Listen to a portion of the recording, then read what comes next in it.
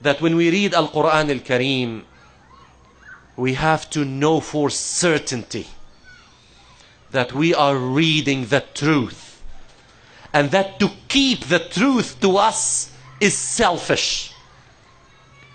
That we need to share it with all those around us. We need to tell the world that this is Islam. Islam is not based on hearsay, on fantasy tales, on fairy tales.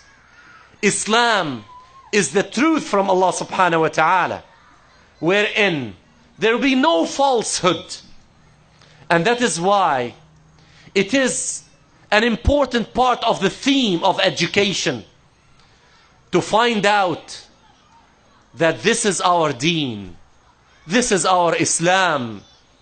And that is why if we thank Allah subhanahu wa ta'ala with every breath we take, it will not be enough to thank Him for the blessings He has given us in Al-Quran and in the Sunnah of Prophet Muhammad sallallahu alayhi wa sallam, so that when we teach our children at the academy, like the Academy of Nur al-Islam, and this is what I want to come to focus on, when we will have such an academy on these grounds, as we heard from our Imam Siddiq, that we don't want to teach them physics as a dry subject, astronomy as something that they could not relate to, chemistry as something that they just need to pass.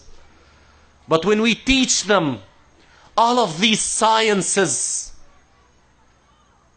with Allah subhanahu wa ta'ala in mind, with Iman as the common denominator, then and only then we may have hope that we will have another Ibn Sina, another Razi, another Farabi. We will have an awakening that I could not help but share with the emotion of my dear brother Uthman, when I sensed from his voice the emotion of seeing the dream becoming true. My eyes watered too, because after 3 years of meeting with you, even briefly, I consider this to be my home. And I hope that one day Allah subhanahu wa ta'ala will be generous enough to reward me with another visit to the academy, to see that this institution will be indeed what the name is, Nurul Islam. That it will be Nurul Islam. Because for those who don't know what the name of your Jamaat is, it's the light of Islam. And if you have taken this to be the name of your Jamaat, might as well make it a reality, whereby these children that marched and were excited to see what is happening, those children are going to remember this day, inshallah, when they will become our scholars that will deliver us from the darkness that we are living in today.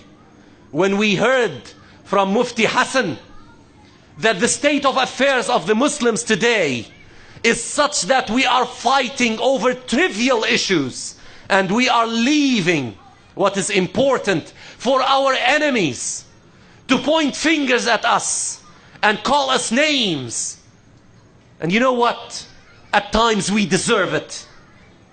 We deserve it, because unless we plan for the future and have patience and ask Allah subhanahu wa ta'ala for His help, we may continue to dream and fight. With this young voice coming, I get the reminder that perhaps I really went overboard. But I hope that these words will be translated into thoughts and actions. And may Allah subhanahu wa ta'ala bless you. And if I have said things that are in line with the truth coming from Allah subhanahu wa ta'ala, I ask Him for His rewards. But if I have said anything which is contrary to the truth, I ask for His forgiveness. Wassalamu alaikum wa rahmatullahi wa barakatuh.